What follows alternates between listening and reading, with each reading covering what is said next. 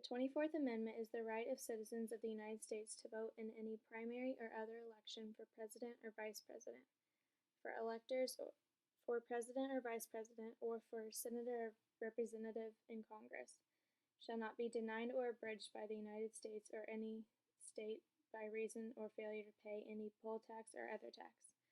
The Congress shall not have power to enforce this article by appropriate legislation. The 24th Amendment, citizens had to pay taxes in order to vote. For many, this seemed unfair due to the high prices of tax. Therefore, it became just many rich people voting because the poor could not afford to do so. Southern states of the former Confederacy adopted poll taxes as a measure to prevent African Americans and poor whites from voting, and it was considered constitutional by the Supreme Court of the United States in the decision Breedlove v. Settles case. After the 24th Amendment was ratified, 5 states still kept the poll tax. Virginia, Alabama, Texas, Arkansas, and Mississippi all opposed the amendment. The Harper v. Virginia Board of Elections was a case in which the U.S. Supreme Court issued that Virginia's poll tax was unconstitutional under the 14th Amendment. Cases like these led to the creation of the 24th Amendment and helped end poll taxing in all states.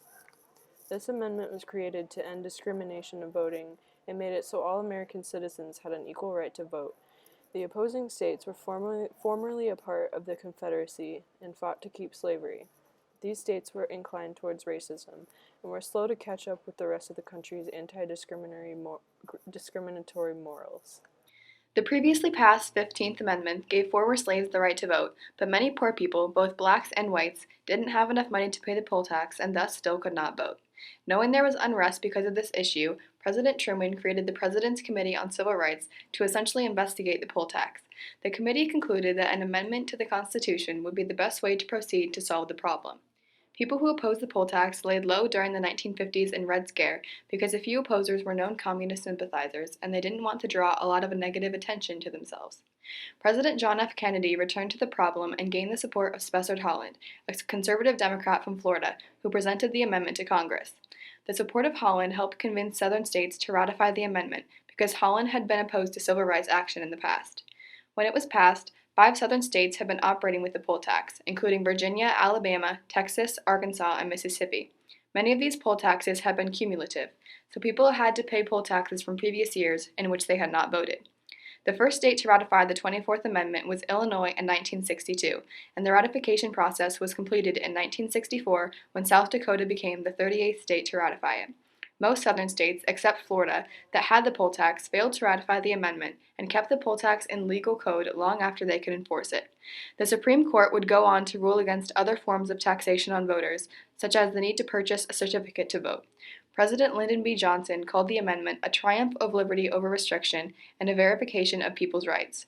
Some people, such as Mississippi's Attorney General Joe Patterson, complained that the amendment took away the poll tax from federal elections, but not local ones. People were also unhappy that lower-class voters could still be kept from voting by registration dates far in advance, the need for records of registration, and literacy tests.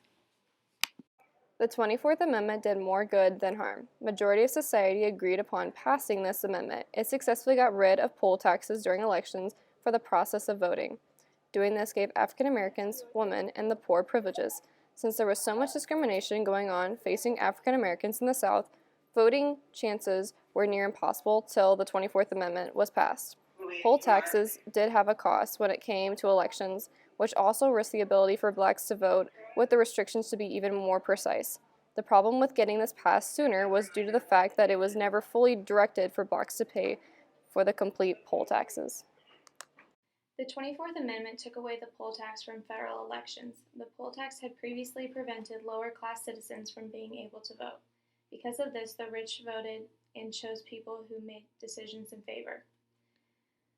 And the poor were left with no choice and no one to fight for them and improve their economic status.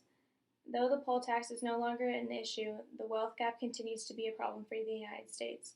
Between 1963 and 2013, the amount of wealth controlled by the bottom 10% declined, while that controlled by the top 90% quadrupled. Many Americans underestimated the actual size of the wealth gap. There's a chart I saw recently that I can't get out of my head. A Harvard business professor and economist asked more than 5,000 Americans how they thought wealth was distributed in the United States. This is what they said they thought it was. Dividing the country into 5 rough groups of the top, bottom, and middle 3 20% groups, they asked people how they thought the wealth in this country was divided. Then he asked them what they thought was the ideal distribution. And 92%, that's at least 9 out of 10 of them, said it should be more like this. In other words, more equitable than they think it is. Now that fact is telling, admittedly, the notion that most Americans know that the system is already skewed unfairly. But what's most interesting to me is the reality compared to our perception. The ideal is as far removed from our perception of reality as the actual distribution is from what we think exists in this country. So ignore the ideal for a moment. Here's what we think it is again. And here is the actual distribution. Shockingly skewed. Not only do the bottom 20% and the next 20%, the bottom 40% of Americans barely have any of the wealth. I mean, it's hard to even see them on the chart. But the top 1% has more of the country's wealth than 9 out of 10 Americans believe the entire top 20% should have. Mind-blowing. The wealth gap in America mainly compares the very rich to the very poor, showing that just a few extremely wealthy people hold majority of the country's wealth and the poor barely hold any. Right now in America, there are many social ills like crime and teen pregnancy that have long associated with poverty and have a strong correlation with income inequality. The idea is to increase tax equality amongst the rich and the poor would be able to stabilize the country's wealth. By doing so, it also decrease these social ills. The wealth gap is a problem in America because a few people hold the majority of the country's wealth, leaving the poor with barely enough to survive on. The wealth gap, particularly between races, is becoming more and more difficult to make smaller. In 2013, the median wealth for white families was roughly $149,000, which is vastly higher than the median wealth of $13,700 for Hispanics and $11,000 for African Americans. It is difficult for people of color to grow their wealth because they are more likely to work at low-paying jobs and get paid less than their white counterparts. The Supreme Court has issued rulings that are benefiting businesses and the wealthy at the expense of the working class. The 8 remaining justices voted to a tie on whether public employee unions could require non-members to pay for the work they do.